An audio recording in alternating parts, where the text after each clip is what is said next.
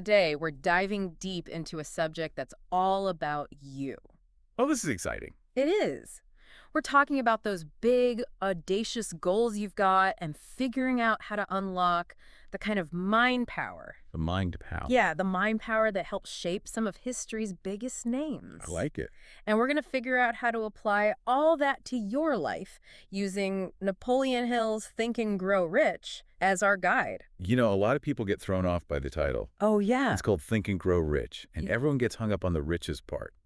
Right, they think it's just about money. Exactly, but it goes so much deeper than that. It's really about... It's about understanding the core principles of achievement Yeah. and then applying those principles to any area of life that you're passionate about. Exactly. So yes, we'll talk about financial success, Of course. but this applies to anything you're fired up about. Personal growth, relationships, creative endeavors, You name it. it's all in there. Now, Hill spent over 20 years interviewing some of the most successful people of his time. Titans of industry. Oh, yeah. Think Andrew Carnegie, Henry Ford. Thomas Edison, even F.W. Woolworth, the five and dime king. The guy built an empire on nickels and dimes. I know, it's incredible. But here's the thing. It was actually Carnegie, the steel magnate, The OG mastermind. who set Hill on this mission in the first place. He did. Carnegie believed that this secret to success was so powerful So universal. that everyone deserved access to it. It's like he wanted to democratize success. I love that. So, spill the beans. What is this mysterious secret? Well, that's the thing. Hill never explicitly lays it out. He doesn't. Nope. He weaves it throughout the entire book. Oh, so it's like a treasure hunt. Exactly. He wants you to uncover it for yourself. I like that. Makes you really think. But he does drop some pretty big hints along the way. Okay, I'm intrigued. Give me a hint. One of the biggest is the importance of a burning desire. A burning desire, okay. This is the starting point for achieving anything. So we're not talking about, like, casually wishing for something. No. It's much deeper than that. This is This is that deep, insatiable hunger. that fire in your belly. Yes. The kind of desire that keeps you going, even when things get tough. Okay, so like that never give up attitude. Exactly. It's like, remember Edwin Barnes? Remind me. This guy, he was dead set on working with Thomas Edison. Not even just for him. No, with him. Wow. And Barnes, he had nothing, no money, no connections. Just this burning desire. Just that unwavering desire. And what happened? He achieved his goal. I love that. It's like proof that when you truly want something badly enough, The universe conspires to make it happen. the universe has your back. It really does. But, and this is a big but, Oh, there's always a but. there is. It's not just about wishing and hoping. So there's more to it. Oh, yeah. Hill also tells this story about R.U. Darby. Okay, who's that? This guy, he gave up on a gold vein. Gave up on a gold vein? What do you mean? He was this close to striking it rich. Like literally 3 feet away from a fortune in gold, and he gave up. Are you serious? Dead serious. Can you imagine the frustration? I would be kicking myself. What went wrong? He let doubt creep in. Discouragement clouded his judgment. Oh no, he let his mind get the best of him. Exactly. He Yeah. quit right before victory. That's heartbreaking. So what's the lesson here? Persistence. Persistence, right? That unwavering commitment to your goal. That grit, that stick-to-itiveness. Yes. You need both. That burning desire and the guts to see it through. Even when things get tough. Especially when things get tough. And that brings us to another crucial ingredient. Okay, hit me with it. Faith. Faith, like religious faith. Not necessarily. Think of it as the bridge between your inner world of thoughts Okay, and the outer world of results. I'm listening. It's that unshakable belief that what you desire is possible and that you have the power to achieve it. So it's not blind faith, but more like a confident expectation. Exactly. And Hill was a huge believer in the power of autosuggestion. And honestly, You know, the idea that what we repeatedly tell ourselves, we start to believe. right, whether it's true or false. So it's about feeding your mind with positive affirmations. Pumping yourself up with those good vibes. Exactly. Hill actually shares a really personal story about this. Oh, tell me. His son, he was born deaf. Oh, wow. And through this unwavering faith and positive self-talk, He really believed in this stuff. he did. And get this, he actually helped his son overcome this limitation. No way he regained his hearing. Yep. Developed normal hearing and speech. That's incredible. So you're saying this principle applies to anyone. Absolutely. It's not about your background or education. It's all about that mindset. It's about that internal shift, that unwavering belief in yourself and the possibility of achieving your dreams. So we've got the burning desire, the Yeah. faith, the fuel, the persistence to see it through. Check, check. But it can't be just some vague, wishy-washy dream, right? You got it. That's where definiteness of purpose comes in. Definiteness of purpose. Okay. Hill was adamant that to achieve anything worthwhile, you need clear, defined goals. Not just some hazy daydreams. Right. Think of Henry Ford. Oh, good example. His relentless drive to build a horseless carriage. Everyone thought he was crazy, They did. But his engineers said it was impossible. but he didn't listen. Nope. That clarity of purpose. That laser It focus. pushed them to find a solution. And the rest is history. Exactly. So think about it. What is your definite purpose? This is for our listeners out there. Yes. What are you truly passionate about achieving? And don't just think about it. Write it down. Put pen to paper, make it real. That simple act, It makes it more tangible. it does. More real and way more likely to happen. I love that. It's like taking that abstract goal from your mind. And transforming it. Yeah, turning it into an action plan. Exactly. And this leads us to a principle that really resonated with me. Okay, tell me. The mastermind principle. Mastermind, intriguing. Hill argues that no one achieves greatness in isolation. We need each other. We do. We need the support, the collaboration. The different perspectives. Yes, to really amplify our ideas and power. It's like that saying, if you want to go fast, go alone. But if you want to go far, go together. Exactly. He talks about Charles M. Schwab. The steel guy. Yep, the one who convinced J.P. Morgan to finance U.S. Steel, That was a huge deal. a company worth hundreds of millions back then. All through his conviction and presentation skills. He was a master persuader. So it's about leveraging the power of collaboration. Yes. And Hill took this concept even further, creating what he called his imaginary cabinet. Imaginary cabinet. He would mentally converse with historical figures. Oh, like Lincoln? Lincoln, Emerson, even Edison. Wow, tapping into their wisdom. Exactly. So think about it. Who's in your mastermind group? That's a great question for our listeners. Who are the people in your life who inspire you, who challenge you? Those mentors, colleagues, friends. Cultivate those relationships. They're crucial for success. Absolutely. This Yeah. is already a lot to process. I know. My mind is blown. And I feel like we're just scratching the surface of what Hill has to offer. We are. But remember, this is a journey, not a race. Take it one step at a time. Exactly. Absorb these principles. See how they fit into your life. And start taking action. That's where the real magic happens. You know, if we're digging into all these principles, what really strikes me is how interconnected they all are. Yeah, I'm seeing that too. Like, it's not enough to just have one or two. Gotta have whole package. Yeah, you need the whole framework. All working together. Exactly. It's like each one builds on the last one. It creates the snowball effect. Yeah, as you move towards your goals. That reminds me of that story Hill tells about Frank Gonzalez. Oh, the preacher. Yeah, the preacher who wanted to build that unique college. Yes. He needed $1 million. $1 million. Back then, that was an insane amount of money. I know. But instead of getting overwhelmed by that number, Right. Gonzalez just focused on his desire, His faith. his absolute faith that he could make it happen. He really believed. He even practiced this sermon. What I would do if I had $1 million. I love that. And get this, his conviction was so strong. What happened? Someone in the congregation, No way. yes, inspired by his vision, gave him the money. $1 million. $1 million. Just like that. The power of belief in action. It really is. It's like the universe responds to that kind of faith. It attracts the resources The opportunities you need. to bring those dreams to life. Easy. I'm getting chills just thinking about it. But isn't there a danger in that? In what? In blind faith. Like, what if you're totally wrong about something? That's a great point. You know, what if you're headed down the wrong path? Well, Hill addresses that He does. by emphasizing the importance of a concrete plan. So it's not just about visualizing the outcome. No, you need actionable steps. Break it down. Yes. And this is where that mastermind principle comes in again. Oh, right. Back to the team. Exactly. Collaborate with others, get feedback, refine your approach. It's like having a sounding board.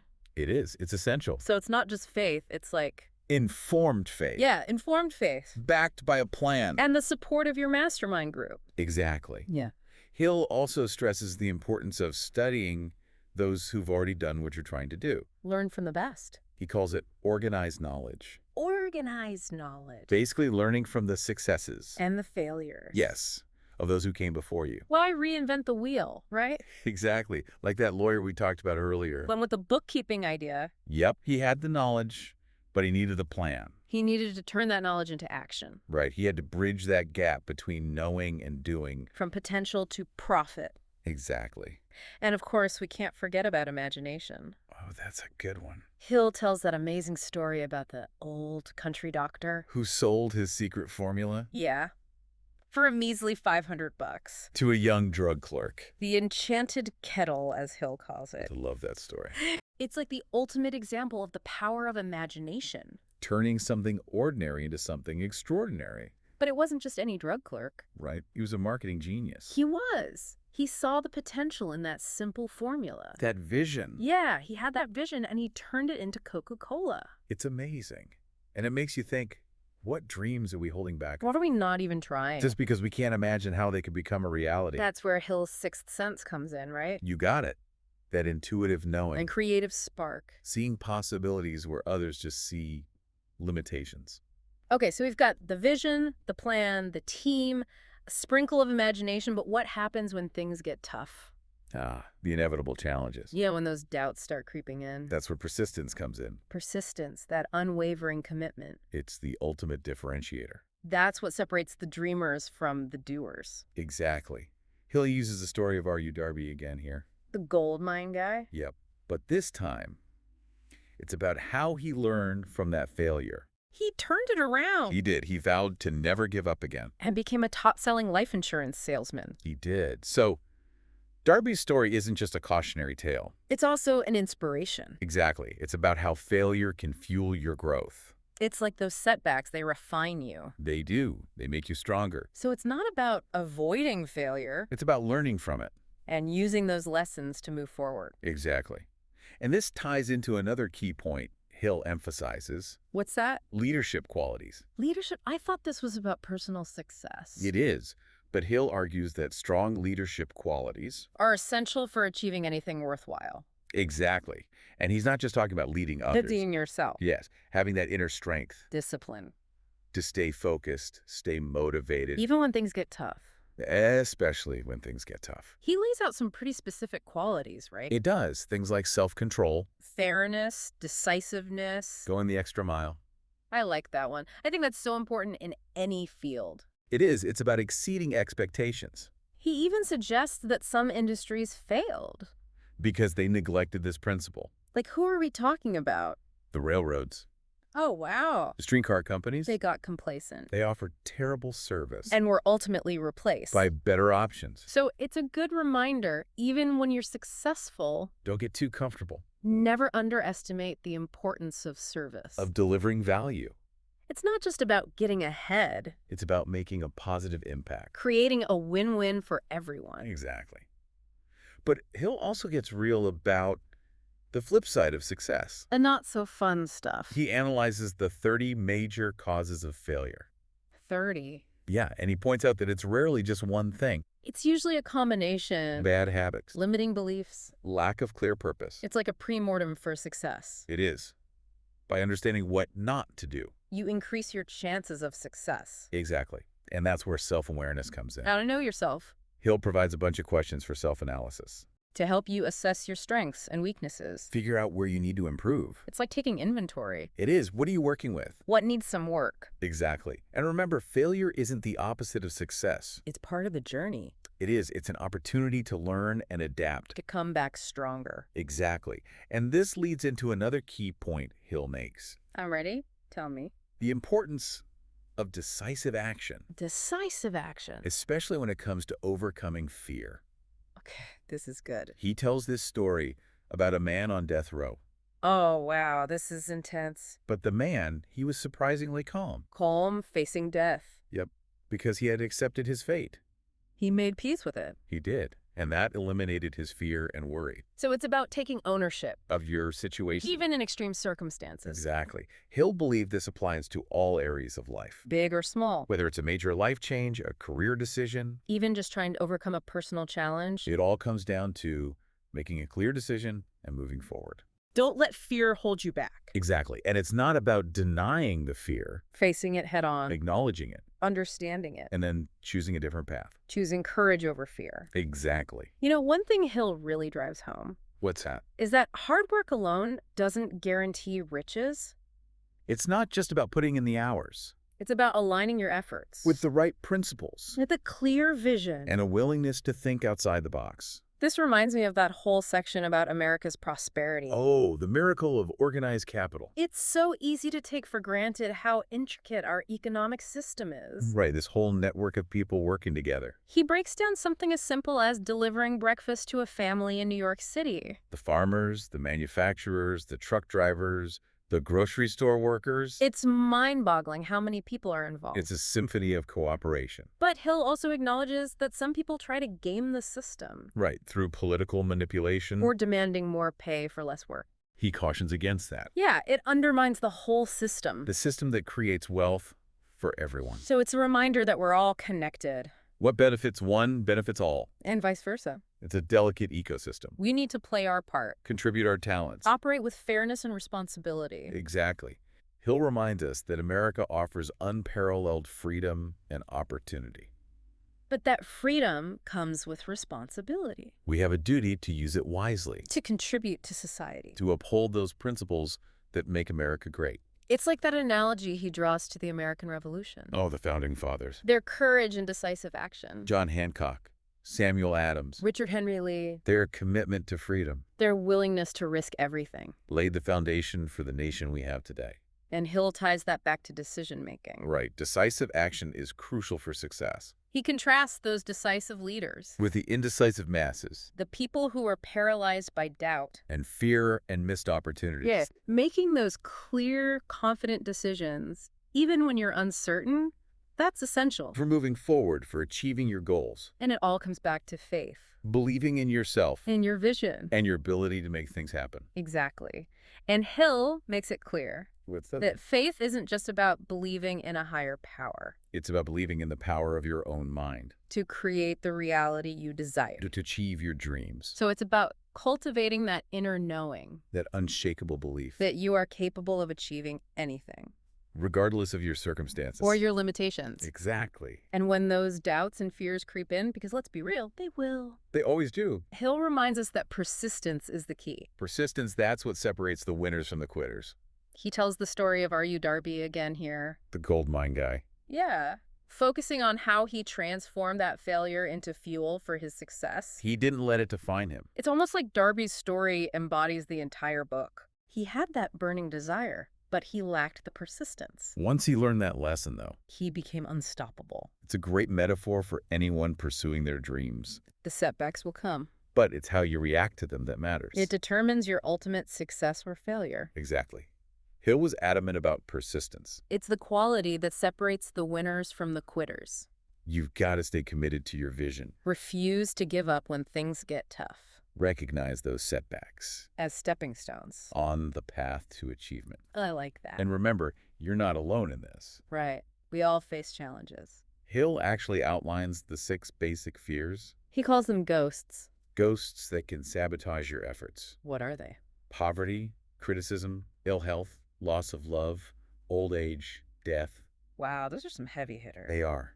And they can be incredibly powerful. Often operating beneath the surface. They whisper those doubts and anxieties. Undermining our confidence. And derailing our progress. But Hill doesn't say to ignore them. Right, or suppress them. He says to acknowledge them. Understand them. Then actively challenge them. Bring them into the light. So we can dismantle their power. Reclaim our mental and emotional freedom. Yes, and he gives specific strategies for overcoming each one. He does. Replacing negative thoughts with positive affirmations. Cultivating an abundance mindset. Taking decisive action to achieve your goals. He also encourages us to look beyond material wealth. To cultivate a rich inner life. One filled with purpose and meaning. A deep connection to something greater than ourselves. It's a beautiful aspiration. To live a life defined by character. By the quality of our relationship. And the contributions we make to the world. He even hints at the existence of a sixth sense. Oh, that higher faculty of intuition. That creative spark. He believes it's accessible to all of us. If we're willing to develop it. To tap into that potential. It's like a hidden superpower. It is. And Hill outlines a process for accessing it. Okay, how do we do it? It starts with a burning desire. That intense longing for something more. Then you use your imagination. To visualize the outcome. Paint that picture in your mind. Of what success looks and feels like. And finally, you implant that desire in your subconscious.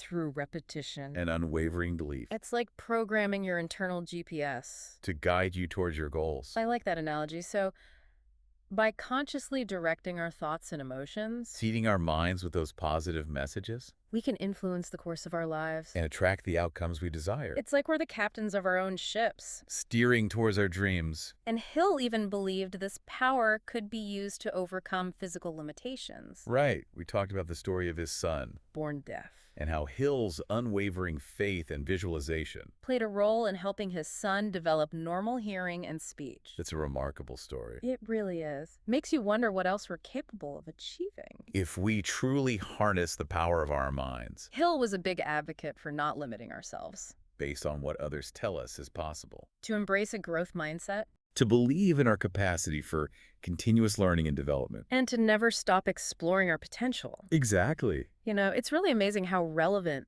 Think and Grow Rich still is today. And right? Like it was written almost a century ago. It was, but it feels so fresh. It's timeless. And I think a big part of that is Hill's focus on the subconscious mind. Oh, absolutely. That was way ahead of its time. It was. Back then, people didn't really talk about that stuff. And now we have all this research on neuroplasticity. The power of belief. It all ties back to what Hill was saying. It's like he was a visionary. He was, and he connected that subconscious mind to that sixth sense he talks about. Creative imagination. Exactly. He argued that when we tap into that subconscious power, We unlock a whole new level of potential. it's like those aha moments When the solution just pops into your head. out of nowhere. Exactly. And Hill believed those creative breakthroughs. They weren't just random. No, he believed they were channeled from a higher source. That's a universal intelligence. Yes.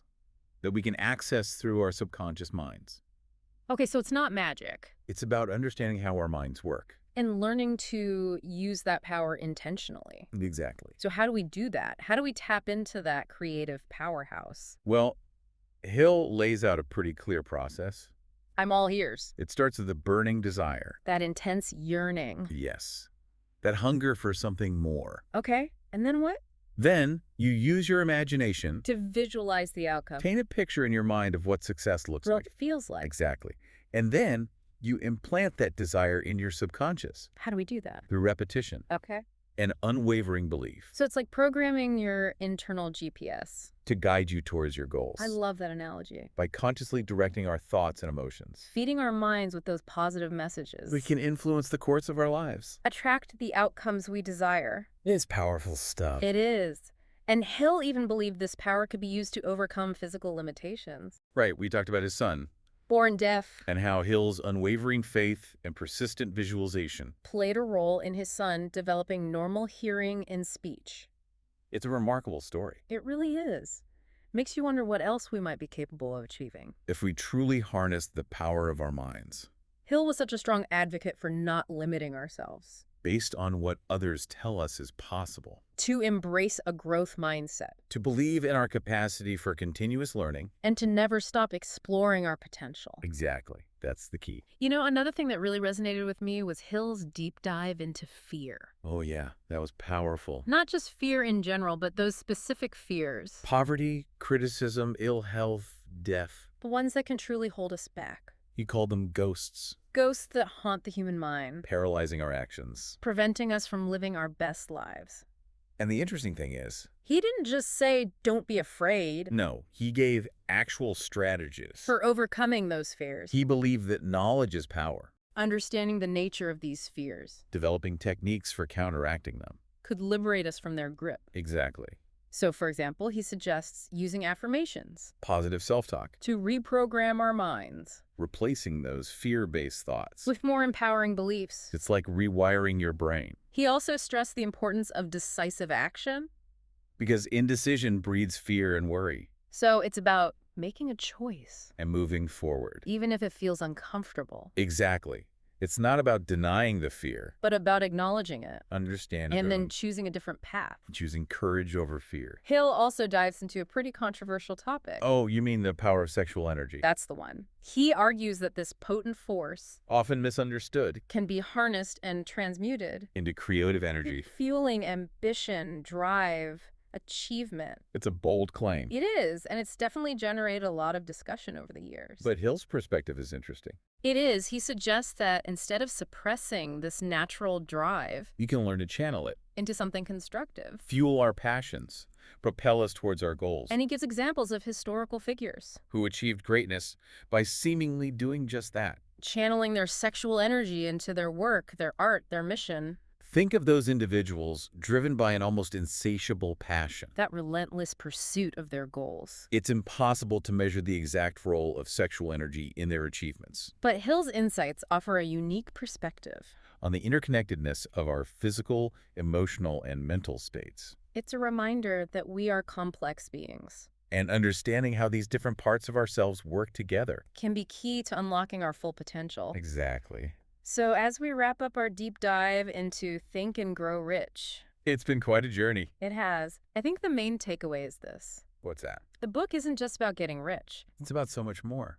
It's about cultivating a success mindset, A way of thinking. learning to harness the power of your mind. To achieve any goal you set your sights on. It's about understanding those universal principles of success And applying them consistently. persistently with unwavering faith, Hill believed these principles were timeless, applicable to anyone. no matter their background, education, or circumstances. He challenged us to not just read the book, But to really study it. to internalize its wisdom. To make its principles an integral part of our lives. Because by doing that, We unlock our true potential. achieve extraordinary results. Live a life of purpose and fulfillment.